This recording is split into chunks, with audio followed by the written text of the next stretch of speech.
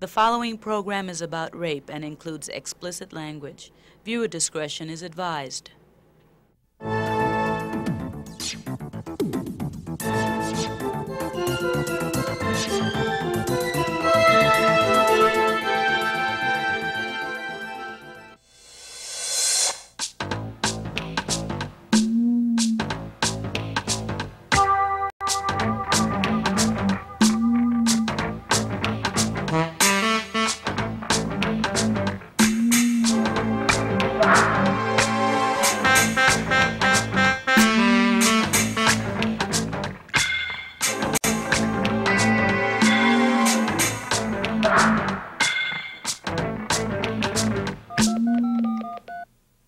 Welcome to New York Hotline. I'm Bob Herbert.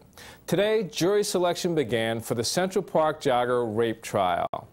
Earlier this week, the Queens Sex Crime Squad released the sketch of a man suspected of raping 7 women since January. He is still at large. Last month, a convict named Joe Horton was turned loose after serving 9 years for rape. He committed that rape while on parole for raping 3 other women in a 48-hour period. This week's New York Hotline examines how the legal system deals with rape. Rape and sexual assaults are extremely violent crimes that leave victims physically and emotionally traumatized, but society often blames the victim. Moreover, our attitudes and myths about rape discourage reporting and prosecution. 50 to 75% of all rapes or attempted rapes are never reported to law enforcement authorities. Among the most frequent reasons for not reporting them is nothing can be done. And indeed, we're not doing much. Last year, less than 10% of rape arrests resulted in convictions. The woman we're about to meet was raped and sodomized 12 years ago, but there has been little change in the way her case would be handled today. Michelle Reich is an artist living in New York who has survived the horrible experience, but she still recalls the chilling events all too clearly.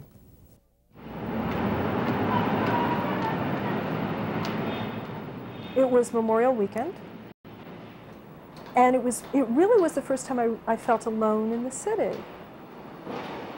Where I was living, there was a courtyard. I was on the 5th floor. So he had climbed out through a hallway window and then straddled through into my window. So there he could have fallen. I mean, I always think, I wish he had, obviously. I looked up, I saw him, I said, "There's the front door, get out." And then I realized he had a gun. And I said, "What do you want?" And he said, "Pussy." And I just froze. I was penetrated at least 10 times I can remember. I believe I was penetrated more than that. I know I was penetrated more than that, but there's 10 distinct moments that I can dredge up. The attack was oral and anal and vaginal.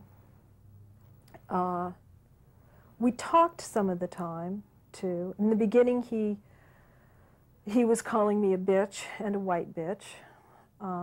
He was biting me a lot on my neck and my breasts. Later that day, I took a shower, and I looked down, and my breasts were yellow with bruises. And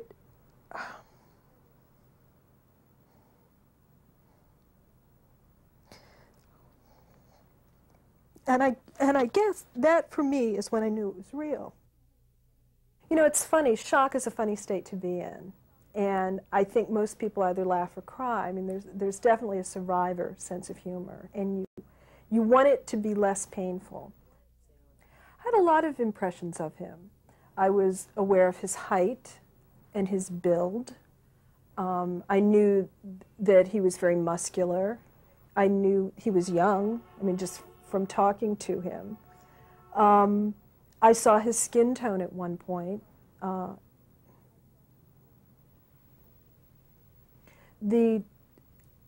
So I knew that even the color, you know, I mean, I knew the color of his skin. He was a black man.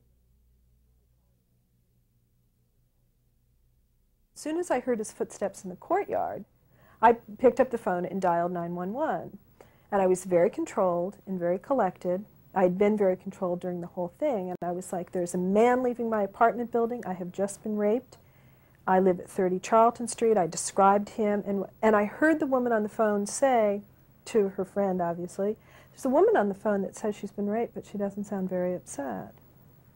And it's like you're fighting to get the information out there, and you have some fool answering the phone and making a comment. It was really, and indeed the police came very quickly, and I was taken to St. Vincent's Hospital and treated, examined.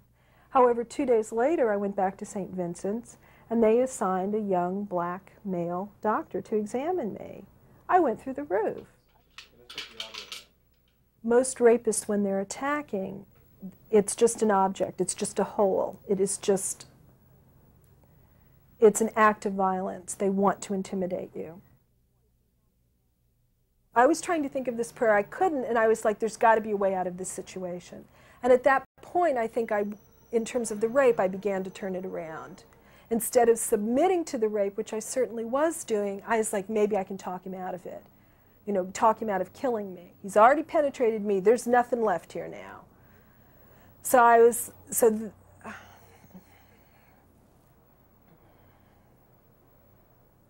I know for myself that was the turning point of the assault.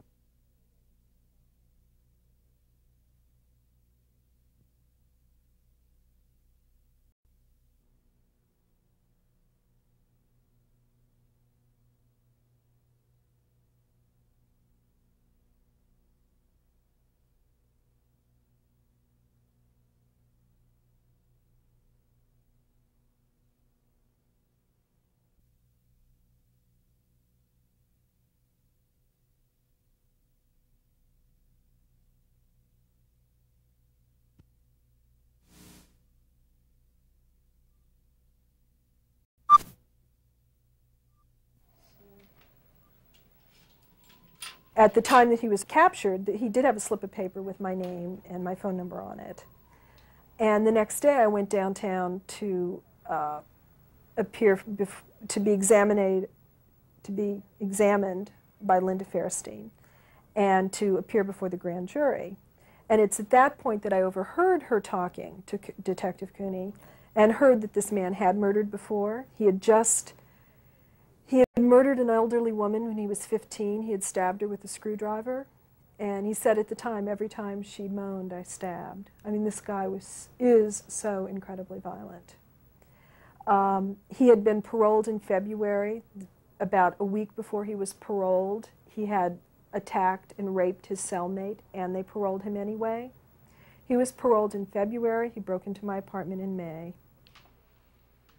I never went to court. I never went. The next step was Linda called me back into her office in spring. I don't remember the date. I would say March or April. This was a totally different woman to me. She was very distant, very cold. So I sensed a shift in her attitude. The next phase after that is 2 months later, or 3 months later. It's now May. And I got a call from from Linda's assistant, Susan Bluestone, who is telling, nothing's ever definite on a court calendar, but they thought my case was, Giles's case was coming to trial on like the following Monday. Then the next day they called me up and said, guess what, good news, we're going to plea bargain. And I was crazed.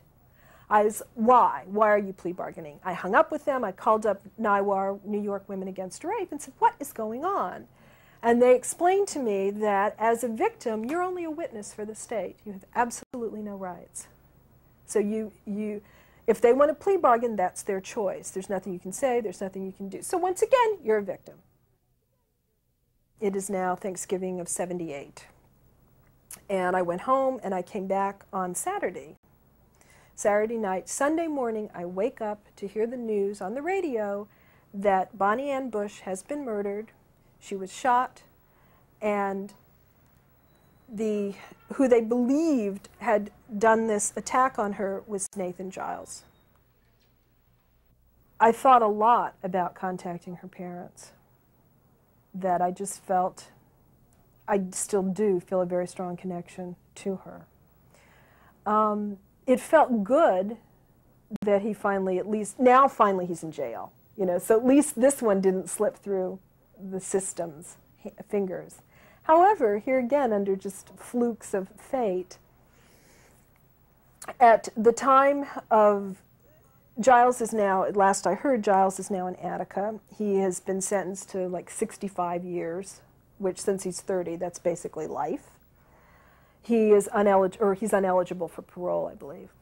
And the judge at the time of the case is Burton Roberts, who said that I'm misquoting, I know, but he said that this was one of the most, you know, heinous individuals he had ever met. However, Burton Roberts is also the judge involved in the plea bargaining. And at the time of the plea bargaining, actually apologized to Giles for the fact that he had served a year in jail. Because I had allegedly concocted this story against him, Giles had to serve a year in jail. The plea bargaining transcript is a very offensive document. In order to recover from rape, you do have to go back and re-examine it, and that's very difficult. It was almost as if, as I examined each facet of the rape, and I was also putting the mosaic together, it was almost symbolic in a way that partly from like broken mirrors, I was making something pretty. It was very much about putting pieces back together and creating something new. I think it's sort of a mirror image of my life.